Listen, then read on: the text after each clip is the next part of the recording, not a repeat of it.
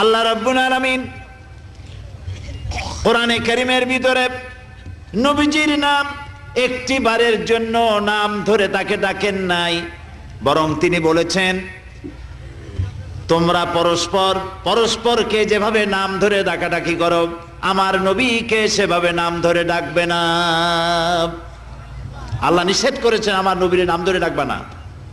সুবহানাল্লাহ বিহামদিহি। এই পৃথিবীতে যত নবী আসছেন সমস্ত নবীরা হলেন এলাকা ভিত্তিক নবী, অঞ্চল ভিত্তিক নবী।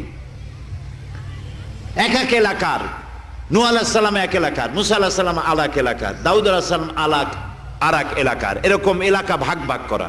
কিন্তু মুহাম্মদ সাল্লাল্লাহু আলাইহি ওয়াসাল্লামকে আল্লাহ রাব্বুল আলামিন কোন এলাকার জন্য নবী বানান নাই।